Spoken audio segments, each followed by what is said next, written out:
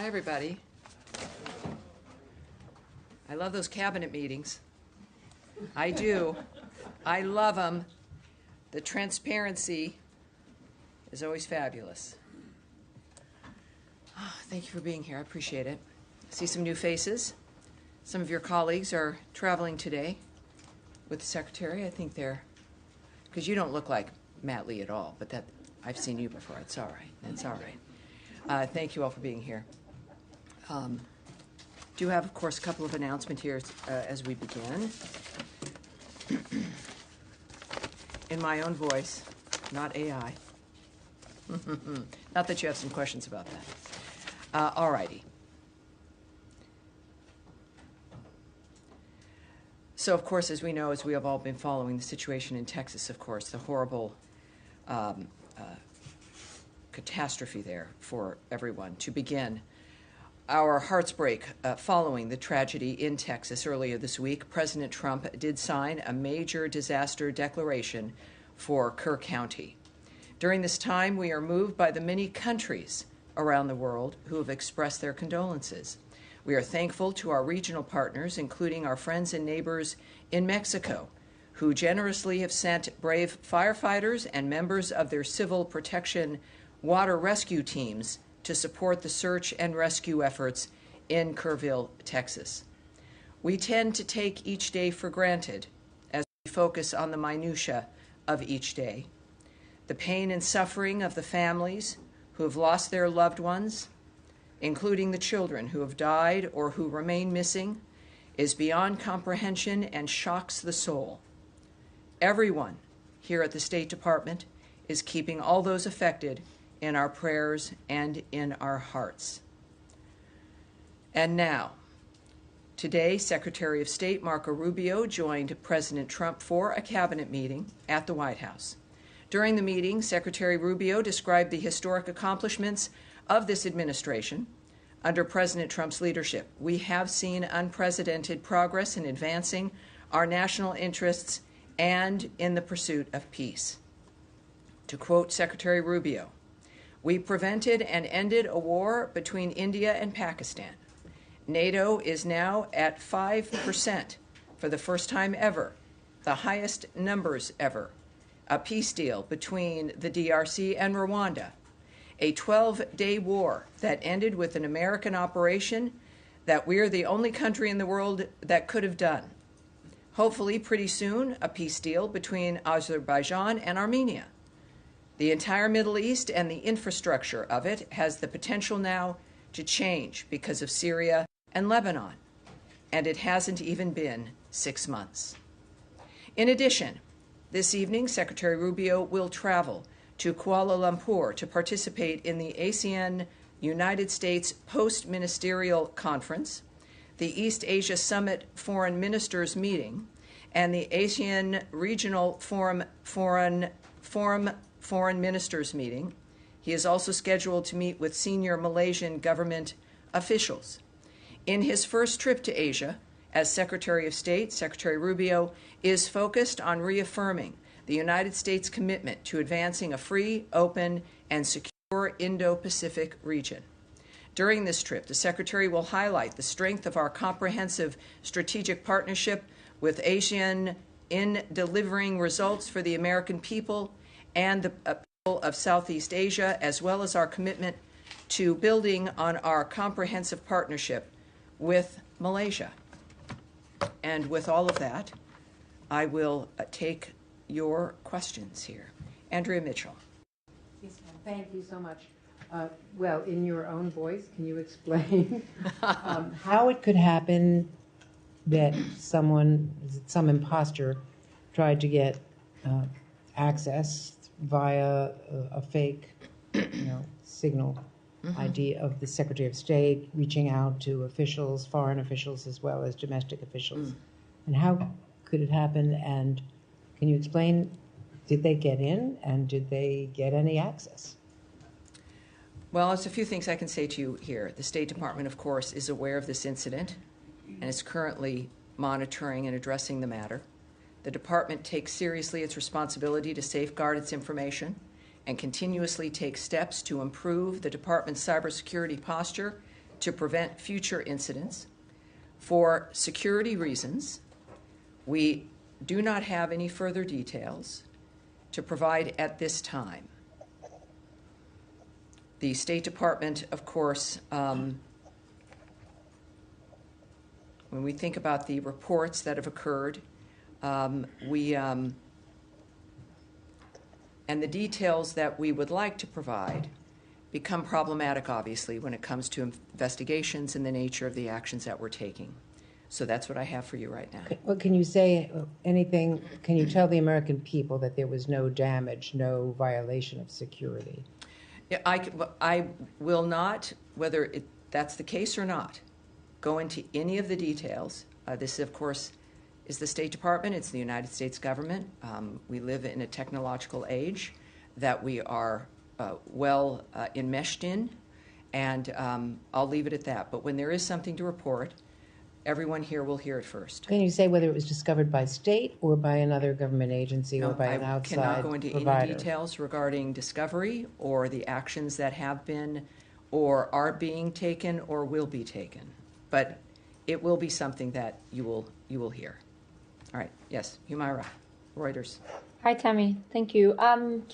What can you tell us about Gaza ceasefire talks? Prime Minister Netanyahu is here. He's going to meet with President Trump again tonight. Is it close? What are the remaining sticking points? So many questions. I mean, that's 7 questions so far. No, it's only 2, actually. Yes, all right. You can handle it. I think I can. It's an important question, obviously. This is something that the President and this administration has been focused on, as has the Secretary from day one. I can tell you that I think, as it has been clear, the President has been optimistic from the start, and his optimism holds.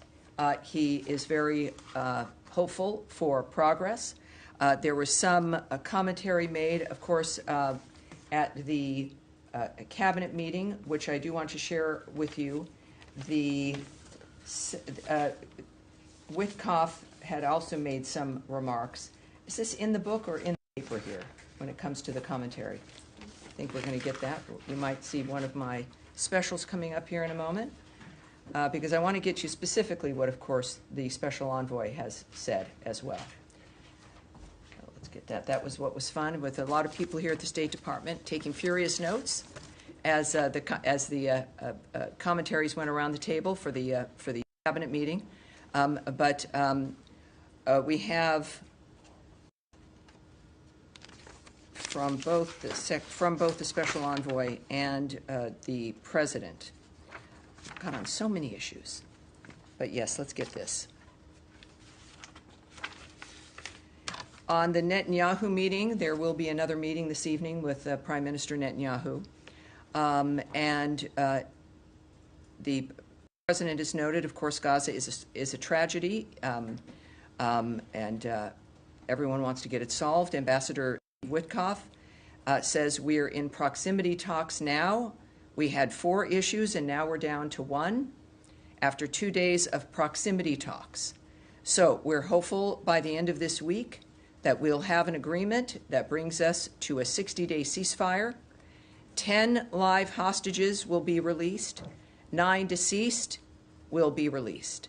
We're meeting with all the hostage families to let them know, and we think this will lead to a lasting peace in Gaza. So I think that's what we have. Right. Do you know much about the sticking points? Because Palestinian sources had said on Monday that there has been progress has been held up by Israel's limits on allowing humanitarian aid into Gaza. And in the text, it says the aid will be delivered by United Nations, Red Crescent, and other agreed channels. Does the U.S. want and Israel want for GHF to be one of these channels? Well, we're focused on still getting a ceasefire. We're still at the talks of that. It has not been signed. It's not been established. We believe it will be. We had a ceasefire once before. That was broken early on in this dynamic. On October 7th, there was a ceasefire. That was also broken by the same monsters who continue to make statements, which I would suggest anything you hear or receive from Hamas, that terrorist group that is responsible for this suffering and the carnage for generations, you should look at with a side eye, with suspicion.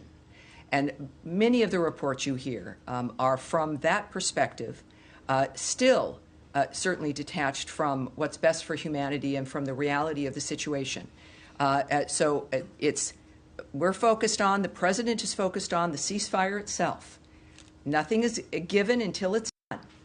And that is what we're looking at. I think that for those who are thinking about more aid, it's fabulous. Of course, the State Department and certainly Secretary Rubio and the president have made comments throughout this process about the importance of aid, about the importance of assisting the people who are the first victims of Hamas, which are the people of Gaza. And we've stayed true to that principle, and we've remained committed to it. So however many are going to participate in the rebuilding and in an end to the suffering, it's great news, but it has to be new ideas that can actually succeed. And we're on our way, of course, to accomplishing that. All right. Yes, Jillian. What was the Secretary's reaction to finding out that he was being impersonated and represented to allies and adversaries through this AI mechanism? We're not at a point here where I will discuss or portray what actions are being taken or his reaction. The Secretary, great news is, of course, he is very transparent, quite transparent, and he's direct with everyone. I think that any description of his reaction, of course, belongs to him, and I would suspect that at some point we'll have that for you. There was this press conference today, the Secretary of Defense and Agriculture were talking about the threat that the Chinese government poses here in the United States with the strategic acquisition of farmland that's near military bases.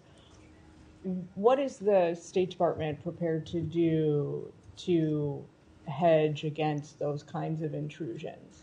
Well, it's an interagency kind of decision and discussions that go on, also negotiations, the nature of a full whole of government dynamic. When you're dealing with agriculture, you're dealing with Homeland Security, certainly, and the equities that the State Department might hold. I won't discuss what our actions would be or what the specifics would be. I'm sorry, I have a lot of not answers for you today at some point, but I would say that as soon as we have some kind of action, we'll let you know, but it's not something I can remark on today. Can you talk at all about if the sort of like writ large, if the department sees this as an ongoing threat as well? Well, that would require me to speculate or talk about an opinion framework, which I can't do, certainly at this point. But we'll have something for you soon. Yes, ma'am. Hi. GHF had said that it was undergoing an independent audit as a condition of getting U.S. government funding. That it would turn over that audit to state in July. Has it turned over that audit, and will the State Department make that public? Well, I can tell you that for any aid, of course, there are some requirements. In this case, there's ongoing benchmarks, et cetera. So this is something that we follow and will expect certain details, to say the least. At this point, what I can tell you is that we're looking at their track record now, which is now at 66 million meals to date at 3 distribution centers, which they hope, of course, to expand.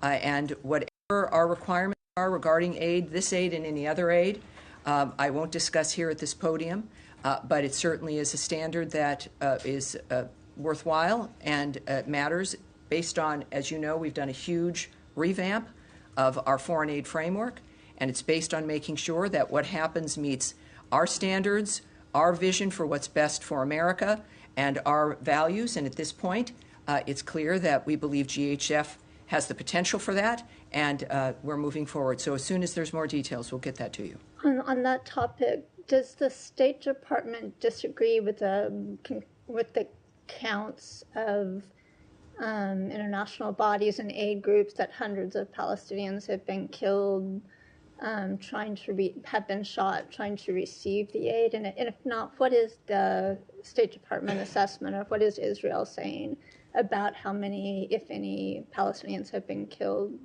Well, we know Israel has some investigations ongoing regarding what has transpired in a war zone they did not want, a war zone they did not expect, a war zone created exclusively by Hamas, which now is thinking about a ceasefire and looking at it, which is nice. But this could end in a moment, as we all know, by releasing all of the hostages and by putting down their arms. They've chosen not to do that. In the meantime, in a war zone, and this is what the drama has been and why humanitarian aid has been so difficult, it's dangerous. It's a dangerous thing. People have weapons. Terrorists have weapons. They shoot people. They're holding hostages. They're maniacs. And we have endeavored to push through that to get aid to the people of Gaza without it being stolen by Hamas, which has used it, which has weaponized it, essentially, to enrich themselves, to purchase more weapons, to build more weapons, and to terrorize local residents. They're not stealing it because they care about the lifestyle or the quality of life of the people in Gaza. If they did that, they wouldn't be a terrorist group and they wouldn't have attacked and murdered 1,200 Israelis on October 7th. So it's about getting the aid where it belongs to the people who need it without putting it into the coffers effectively of the terrorist group causing all this death and destruction. Yes, Tom. On the future of Gaza, I mean, we know you've been very clear, says the President and the Secretary, that Hamas can't be a part of that. Correct. So what is the administration's vision for the future governance of Gaza? Well, the President has made clear, Secretary has discussed as well, the fact that Hamas cannot be a part of Gaza, of any power framework. It cannot exist, is the word that the Secretary used. This, however, as the President has also stated, the future of Gaza, it should be in the hands of the Gazan people and in that region. So this is not just our vision or a dictation of what will happen. This is about the countries, our partners in the region, who've been actively working to implement the new ideas that the President has asked for. So I won't speculate on what that will look like, but if this moves as we hope it would, which is always quickly under President Trump's direction, is that we'll see that sooner than later. And one thing I can tell you is that it will not involve Hamas. But just to follow up on that, I mean, that suggests that the US doesn't have a sort of clear vision for what the best future governance is. Well, no, it suggests that there's some things that I won't exactly tell you today. But so there is a vision, but you're not setting out what it is? Well, clearly we have multiple nations dealing with an issue that has gone on for generations, where people have said that they want it to end, they want it to be solved. The results have been not good, ending up in Hamas in this kind of dystopian dynamic. And then President Trump comes back and says, I want new ideas. This can't continue. Working with all those nations in the region, hand in hand, to come up with a new idea. What that new idea will be, I can't describe, but they're not playing tiddlywinks. They're actually making, having a vision for the future of how this constructively could work. But just to clarify, does Yes. that include the possible, as the administration terms it, relocation of Palestinians from Gaza? I won't discuss the details. Because when the president was asked about this in the White House last night, his first reaction was to defer to the Israeli Prime Minister. Very question. I mean, he didn't. Well, answer it. yeah, I think that when I refer people to other agencies or to other people, it's either because it's more appropriate or because it's something that is not correct for me to speak about, or I don't have the details. When speaking about another nation's approach with something, it's appropriate to refer to that friend who's sitting there with you. President Trump has not just the desire to ask for new ideas. He asks for them because he gets them. He knows new ideas are possible. His life is a new idea. The nature of what he's accomplished politically is a new idea. He knows that if you put your mind to it and you need to accomplish something very specifically, you must determine what that will be, as opposed to being carried along by a system or a machine or the wind. So when he lives his life that way and he knows that it works, it's not always easy, but that sometimes it's the only way, if not most of the time, if you want real success and real progress, is to have the new ideas. And that's what we're waiting for, and it will not look like what's happening before. Although that That's isn't the a other new Tom. idea. Yes, sir. Thank you, Tammy. Just going back to Gaza, can you tell what that one remaining issue is that Special Envoy Witkoff described or referenced earlier? No, but I'm sure we'll find out. And another sort of simple question. Of course. By the end of the week, does that mean by Friday, by Saturday, or by Sunday? I think generally it could be the collection of the days at the end of the week. I can't. I'm not going to specify because we know how things can happen. The president is leaving on a trip today that originally he was going to be leaving on a couple days earlier. The world happens. These are men and women who are at the forefront of deliberate change, and they're determined to be managing it. So these are the people who understand, and that's a very specific thing to say, even though it was kind of end of the week. But I would say, to clarify a little bit more, I would say probably the end of the week. Yes. Thank you, Tammy. Two separate topics. Before that, just to clarify, you meant the president leaving today for trip, or the I know it's the secretary. Obviously, the secretary. Did I say the president? Well, I'm Secretary of State Marco Rubio. Yes, both men are on my mind. On Ukraine, I would appreciate if you help us understand whether the president's latest assessment of Putin will lead to any real policy change when it comes to arms shipment issue. Are we back to pre-July level, or is this administration now committed to deliver on all the previously made commitments? Well, I mentioned in our last briefing when there was some concern and hubbub about arms shipments stopping from the United States to Ukraine. And my warning then was, wait a minute, that this is one situation, that you should not extrapolate it as a new policy or position, that we have been and remain Ukraine's biggest supporters. We care about those people.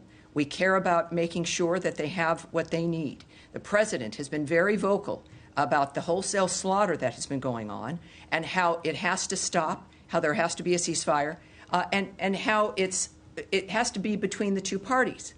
Within that, I noted that, of course, wait, and here we do now have, besides a phone alarm, we have, of course, the resumption of weapons shipments to Ukraine. The president has been vocal about this.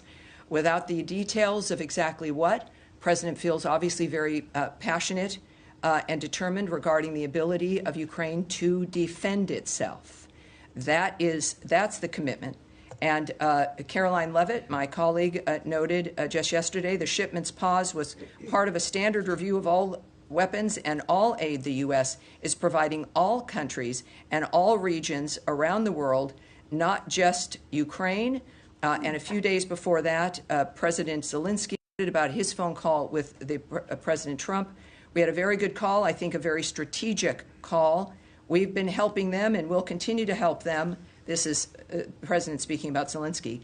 It's a pretty tough situation. So again, we've been helping them. We'll continue to help them. It's a pretty tough situation. And so that's our position. It's what it has always been. And I'm glad that there's some clarity here after Thank last you. I do have follow-ups, but I'll leave it for another day. Well, yeah. Second topic. Going back to your opening statement on the Secretary's speech during the cabinet meeting, he talked about Azerbaijan and Armenia. I'm just curious whether there's any active U.S. involved U.S. lead mediated process right now going on. What makes the Secretary believe that there's a happy ending there?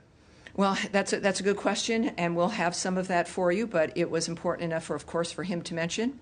And we're excited about the multitude of arrangements and ceasefires and changes that we've been able to be involved in. The Secretary noted that for a reason, and when we have some more details for you, I'll get it to you. Thank you. All right. Yes, sir, in the back there. Here's a question. The president mentioned yesterday that the Iranians have requested a meeting. Your Iranian counterpart today countered that and said there has been no request on the Iranian side. Is there a misunderstanding here? And are you still communicating via the Omanis, or are there other countries involved here? Well, I would say that I don't have a counterpart in Iran. I'll say that right now. But I would remind you that our commitment to all of these issues remains. The president has been very public in saying that he wants Iran to return to the normal collection of nations. Our commitment has been steadfast through all of these conflicts, and now is a time for Iran to take advantage of that. But we've, of course, seen them do certain things that have not been helpful, like withdrawing from the IAEA, et cetera. But President Trump is determined to have success there for the Iranian people and for the world and for the region. So I don't have details for you now about what may or could happen, but I do know that the president remains committed to a world at peace and to doing everything he can to make that possible. Yes, and yes, sir. Thank you so much. Has any meetings with Iran been scheduled yet, or are you still discussing to set up a meeting with Iranian in somewhere in Middle East or in Europe? You're asking about the Kurds? No, I'm asking about this. This will be my second question, actually.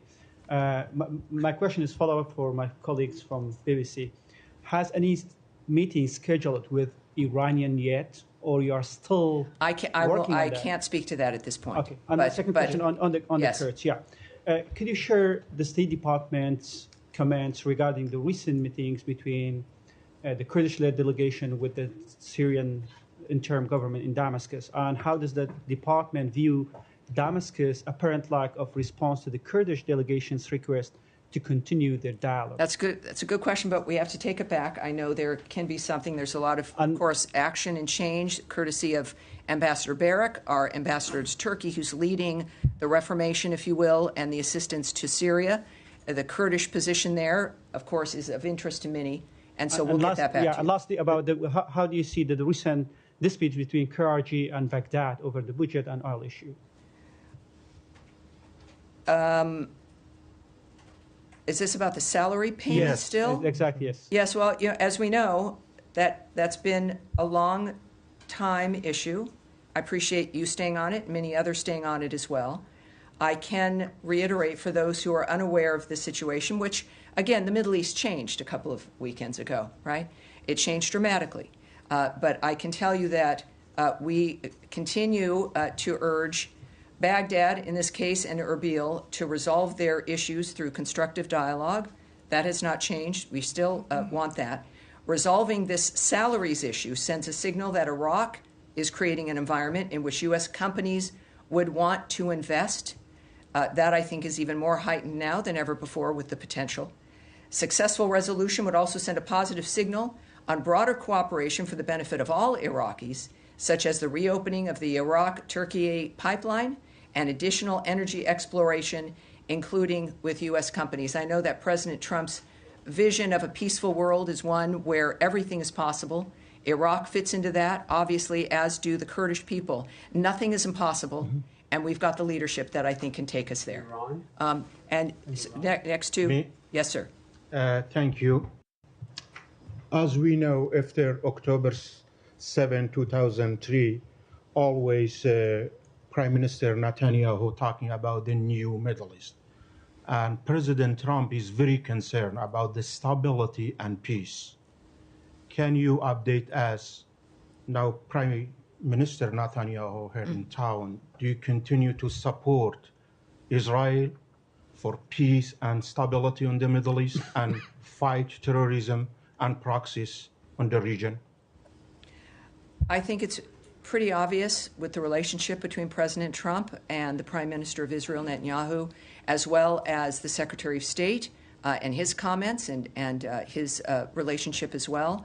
Our involvement in the issue of defense and supporting Israel's defense of itself, it's clear that now opportunities have opened up as terrorist death squads of the region, having been supported by Iran, remain on their heels. And it's a very exciting time. It's a time where people who perhaps felt that this was the only normal or the new normal are realizing, as people around the world are, that things can change for the better. This kind of suffering is not perpetual. It can end. And that is what I know President Trump is focused on and why we have the friends that we have and the actions that we take.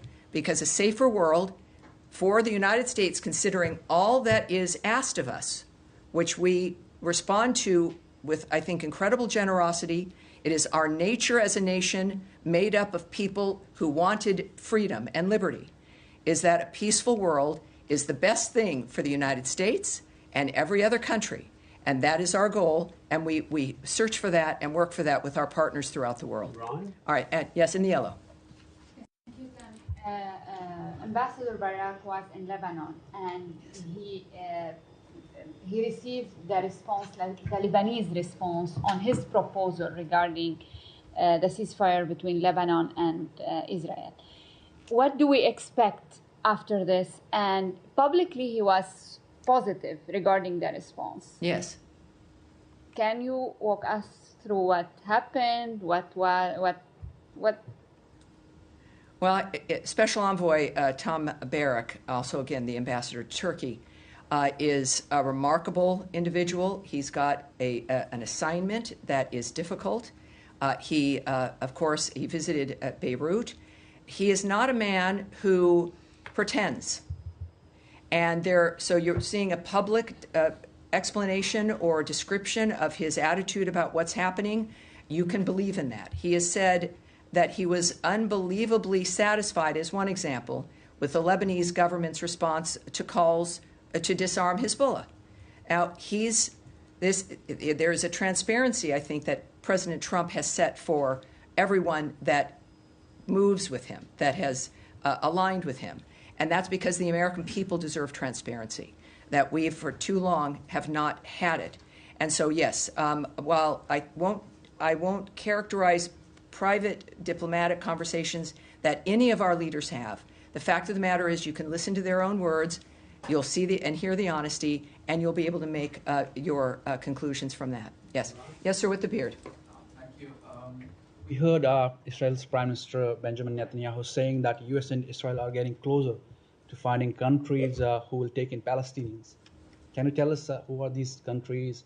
Are they in the Middle East or outside of the Middle East? Well, we know that this has been through conversations and discussions, a part of the ideas that have been discussed or, I suppose, contemplated. There's a realization that, as the President has noted, as the situation became quite obvious, that was not an environment, the Gaza Strip, where one can live peacefully or safely. And in order to rebuild and to remake, people have to be safe. Where we go with those conversations, I won't discuss the end result, but we are at a point. What is this, Tuesday? We're dealing with, after everything we've experienced, think about it, in just 5 to 6 months. What has changed already? The Secretary noted that a bit in his remarks at the Cabinet meeting. It's been an astounding shift, and to the future itself, not in a moment of a singular ceasefire, but changes in attitudes and what we expect. So I would say that there's a belief in general that things can change, that the people themselves are what's being considered first and foremost, and it's the regional partners, the nations in that region, who also have an overwhelming interest in the destruction and the carnage ending. And so we'll have to wait and see who is going to participate in how we make this a better future for the people of the Gaza Strip. All right, and yes, sir, go ahead. Yes, I wanted to... Tell me your name, by the way. You're in for someone? Yeah, I'm James Laporta from CBS News. Great. Hi there. Hi, James. Thank you CBS. for having me. I wanted to take us back to Russia-Ukraine for a minute and something the president said. And I'll give you the quote. Quote, "We get a lot of BS thrown at us by Putin. If you want to know the truth, he's very nice to us all the time, but it turns out to be meaningless." How is the president going to negotiate a peace deal when everything that Putin says is meaningless? And to be fair, this is something that people have told the president for a while now, that what Putin largely says is meaningless. Even President Zelensky has said that, and the president has largely dismissed those concerns until recently. I would urge you to be cautious about presuming the nature of the choice that the president makes, what informs his actions. Don't project onto him that he's dismissed concerns or accepted them. I've not been involved in high-stakes peace negotiations between nations, one of which is a nuclear-powered nation with nuclear weapons. Many of these issues are dealing with nations that could obliterate people in a flash.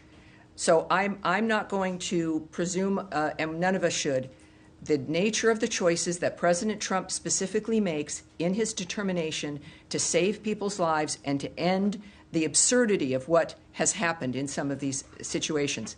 He tries. He doesn't give up. He talks with people. He knows he can persuade people. He knows Vladimir Putin. There's an effort, and he was committed and remains committed to diplomacy first. But he must know that when there's a limit to that, and he believes, as I think we all should, that people, as they're portrayed in the media, can be one thing, but also that over time people do change for the worse or for the better.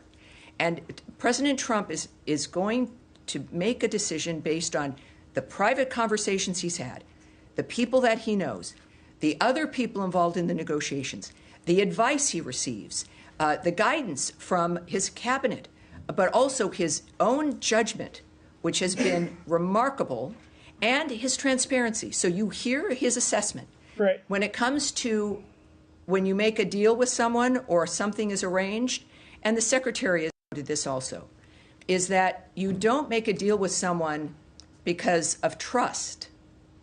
You make a deal with someone based on what they do and what they don't do, ultimately in the fashion of that deal. So otherwise, with people who cause death and destruction around the world, there would never be any arrangements because there are many people you can't trust. But it's about setting a stage where people must comply with a certain dynamic or there's a price to pay. You don't need to be able to trust someone to do that. You need to be able to have an environment that someone only, frankly, like Donald Trump and the United States can set to put certain people in a line that is best for the world and their own countries. In February, one more. In February, one more. President Trump one said second, he would sir. keep his Please, word. in the back, stop, and we'll get one more, and then I'll move to you. Yes. Go. One more, sir. Sir, James, one more for you. Well, in February, the president did say, I think he'll keep his word. I've known him for a long time. I think he will. I don't believe he's going to violate his word. Isn't that based on trust? Well, it is. He says that, he tells you what he's thinking, and then the whole point of negotiations and dealing with this kind of thing is based on time and actions that pass.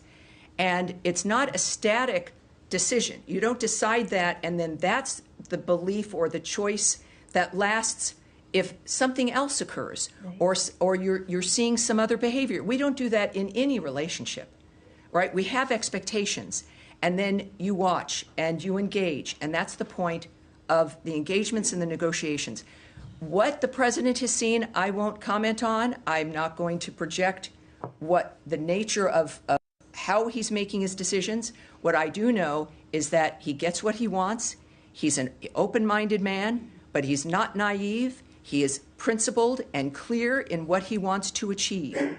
That's what we're seeing. So keep that in mind as we move forward. Now, I will move to the back. Sir in the glasses, and not you in the blue shirt, in the tie, and then back to you after this. Thank you so much, Tammy. Yes. It's on the Quad meeting, actually. I was trying. Great. Okay, that was fun. I enjoyed the Quad meeting. Yes. And last week I was trying to do this. So I have so many. I'll put everything together for you to be impactful. Oh, well, thank you. At the recent Quad meeting, Indian Foreign Minister Joy Shankar said India has every right to defend itself against terrorism and expect Quad partners to understand that.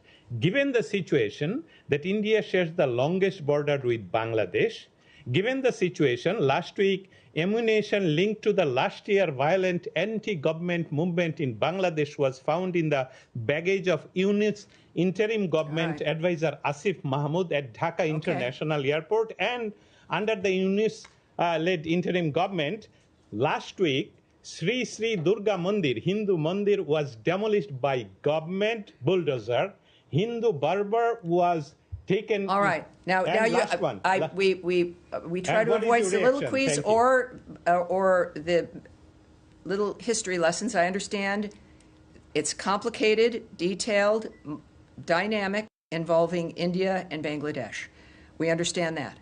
There is, and I would send you to state.gov. I'm not being trite here in this suggestion. There are two statements regarding the Quad meeting, one from Secretary Rubio and a joint statement from all the partners that is quite extensive. And that is what we are willing to share about what happened in those meetings. So those are the purpose of the doubts. I will certainly not characterize not only the Secretary's position about the United States. I'm not certainly going to characterize India's or any other nation's position or statements in what is a diplomatic meeting. But I would suggest you see that joint statement, and I think we'll be in good shape. Now, behind you in the blue shirt. Thank you, spokesperson Tammy Bruce. After President Donald Trump elected as the 47th president, in less than 6 months, we saw two major wars between India and Pakistan and Iran and Israel. And President Trump mediated both. Pakistan first nominated him for Nobel Peace Yes, Prize, they did. and now Israel. How you see this? And second, ma'am, you have been asked 2 times before. What is He's counting. Yes, Okay, keep going. In Pakistan, when there were elections here in the United States, there was much enthusiasm. A former Prime Minister Imran Khan is currently in jail. What is your official take on it? Do you see it as an internal matter of Pakistan? What's the take of this administration on Imran Khan's imprisonment in Pakistan? Well, for the administration's opinion regarding Mr. Khan's situation, I would ask you to check with the White House and my colleague Caroline Leavitt on the issue of the fact that President Trump has been nominated now twice. Certainly by the latest by Prime Minister Netanyahu regarding our work for peace regarding Iran and Israel. We'll see. I think the president has made it clear that he doesn't expect ever to win something of that sort. And yet, the issue for him, the prize, is his success. The prize is the end result, and humanity will be the deciders and the judgment of the nature of what he has contributed with his life. I think that, frankly, in my opinion, transcends the Nobel Peace Prize, but he deserves every prize. He deserves this one for the Abraham Accords. He deserved it. There are many things he deserves, and I don't know in this world whether he would get them, but what he has received is the biggest prize of all, which is the presidency of the United States, brought to him by the freest people in the world in an election, returning him to this office after a remarkably shocking and obscene attacks on himself and his family for years. He did not give up. The American people did not give up on him. He is now not giving up on the world, and the people of the world are going to decide and make a determination of the greatness of Donald Trump. And it's going to be unavoidable. And I appreciate your question. Yes, sir. In the glasses. Yes. Thank you so much. After the ceasefire between India and Pakistan, Pakistani government and army chief appreciated the efforts of President Trump and nominated him for the Nobel Peace Prize. But on the other hand, Indian Prime Minister Modi and his cabinet members continuously saying that President Trump has no role in the ceasefire between India and Pakistan. Even Jay Shankar, when he met Secretary Rubio last week, after that meeting, he told media that President Trump has nothing to do with the ceasefire between India and Pakistan. Sure. So what are your thoughts on these lies and rogue behavior of Modi and his cabinet members? So many comments speak for themselves. That's one of the good news aspects of our modern world, is people can see what's really occurring. You're not reliant on a comment to know what has really happened. The world is playing out in front of us in real time, on big screens and small screens. Everyone will have an opinion. That's an opinion. Some opinions are wrong. Mine rarely are, but other people's opinions can be wrong. But that's what we get to do, is an analyze and judgment. And the fact is that we understand in front of us every day the clarity of what's transpiring in our world. We're the first generation of a couple generations here. Some of you are much younger than I am. Where my generation, perhaps I would say, growing up with a big TV that had the turn dial, and I was remote control. It was, Tammy, go change the channel. Change it, you got 4 channels, and the speed, the exponential speed of change of technology, that now I would watch television on my phone that is in my hand is natural for so many, but it reminds many of us of how quickly things will change, how much information we can get, and the seriousness of making up our own minds when it comes to the things that the world puts upon us. Donald Trump is here to help make that easier and to help use this to make things clear. Secretary Marco Rubio is in the same position. The Vice President of the United States also involved in the negotiations with Pakistan and India. J.D. Vance, same dynamic, fresh views, new ideas, understanding the world as it sits, and making sure that it's better when they leave, and they will be recognized for that. That's it for today, you guys. I will be here all week, and I will see you on Thursday. We will get, with many things up in the air, we will keep an eye on state.gov and releases that I put out, and also the President's Truth Social, the Secretary of State's X account. Andrea, what is your X account? You've got an X account. Do you keep in touch with Andrea Mitchell? What's your X account? She's not going to say it. All right, you can look her up. And what am I at? State DEPT Spox, SPOX. Stay in touch. Watch everything. Make up your own mind. And I'll see you on Thursday. Thank you, everyone.